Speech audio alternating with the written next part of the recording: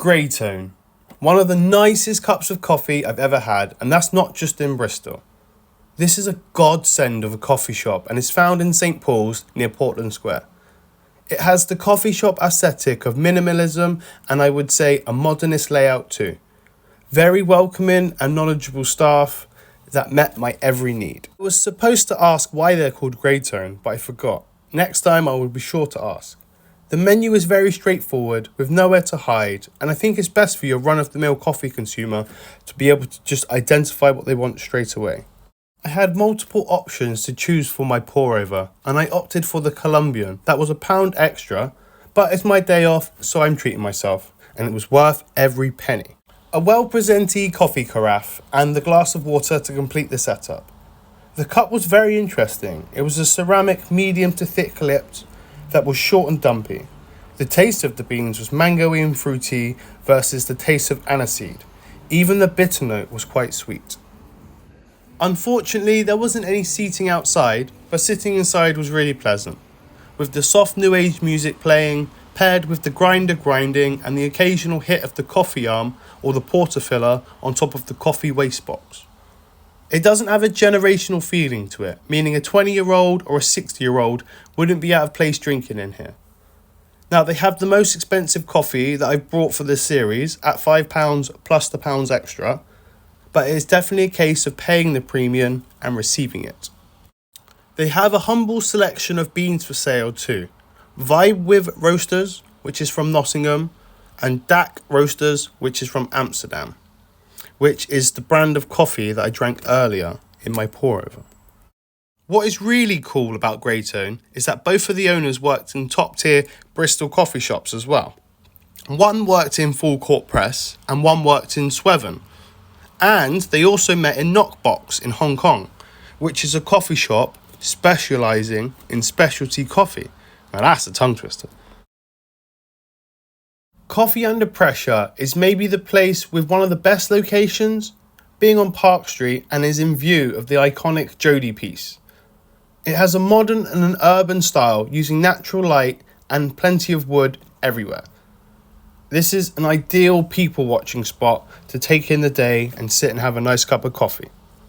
They have a broad range of tea and specialty tea too, perhaps the biggest in Bristol, or at least in the places I visited. Their menu in general is quite dense and at first requires a brief study of what you want to order. A really big selection of iced drinks too, which would be fantastic in the summertime. Whilst I thought the coffee was okay, I believed I received the Ethiopian. It was served in a takeaway cup. Now, I said I was going to be outside, so perhaps the barista believed I was going to walk away with the coffee. But no carafe, no water, and at £5, I was sad. Arguably though, the contents are what's more important, and like I said, it wasn't a bad cup of coffee. It is a place I will revisit to see if the service changes in any way, and also to taste the new guests, as quite often coffee shops always rotate the guests. Instead, I'll wait until the summertime and go down and get myself a nice big cup of iced coffee milkshake, because they do pair really well with high hot temperatures. Small Street Espresso is a quaint little side street joint located centrally opposite the courts on Small Street. Operating since 2012, it has a laid back and a modern feel to it, with exposed bricks and heavy use of wood. This was my second time visiting. The first I was trying to get a pour over, but they said they had run out, so I had returned and fortunately they had some in stock. The menu is the wonderful black hole pin Beaumont boards, with plenty of options too. They have an affogato, which is the ice cream and coffee, which is dope to see on the menu. For my pour over, they offered me a dark arts bean, which at first I was excited for, as I've had their To the Moon and Tube Girl before. The latter I didn't really care much for though. The coffee was very well made and served in a ceramic cup with a saucer, which fit the profile of the building. It was an okay tasting coffee, but I only got a few different notes. But the notes I did have had a lot of depth. I prefer a more rounded taste, but I was happy with it, and especially with the view. Again, I look forward to returning to try another brew, to try their new guest, or perhaps to have the avocado. They have beans for sale too. They have this house blend, they have a gas filter as well, which looks quite interesting, but I never did buy it. And I also love the mechanical look of the bar as well. I'm definitely a fan of that.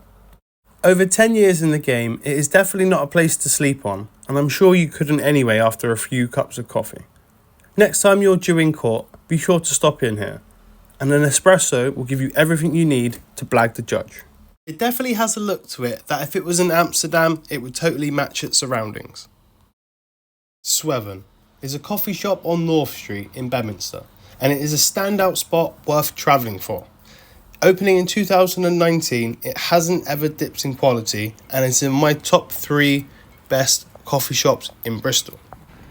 The shop has peak coffee shop aesthetic minimalism inside and out, with the inside using wood as a decorative choice to imply a lot of naturalness. I was hoping to find a Chemex or a siphon coffee in the bunch, as this is the establishment I definitely associate with a premium experience. The menu is gorgeous and a well-chosen font, and while you might not see piccolo or cortado, I imagine if you asked, I'm sure they could produce one. I decided to choose the Nicaraguan as I'm a sucker for South American beans. It is a well-rounded, sweet, low acidity and kind of chocolatey taste alongside a great texture. The carafe with the water and a fine ceramic cup. The full set. I sat inside as there wasn't any seating outside, but in doing so I got to hear the barista imparting some knowledge into a new starter. There is also a top shelf menu that I will be back for. The Ecuadorian sounds absolutely gorgeous. I also found out that they roast all their own beans. I was looking around to see if there was any local Bristol roasters, and I guess there was themselves, which is always good to hear. And they've gone for real high quality specialty coffee. Now, I've got to slow down to say that. Whilst I love local, I think premium, I always tend to lean towards that. So having the combination of both is a match made in heaven. I ended up buying these beans. And what makes Sweven stand out for me was the staff member whom I mentioned previously. When I was looking at the beans, he approached me and we had a great conversation. And without missing a beat, he was able to recommend me some beans which would fit my need. And also, he gave me some really good AeroPress tips, which is always a winner in my book. Also, the name Sweven has a nice meaning. It means vision or to dream. Very nice, I'd say. Barista Coffee Collective is another veteran in the scene, operating for around 10 years. It is found just off Victoria Street on St Thomas Street, which is close to Bristol Bridge. It has a very warm and friendly atmosphere, along with Friend's Kitchen vibe. The owner was kind and really easy to talk to as well. Staff were really friendly and competent, and it's a coffee shop with a lot of character. Their menu is small, but it's all part of their charm. I managed to get a V60 pour over from Round Hill Roastery, which is located near Bath.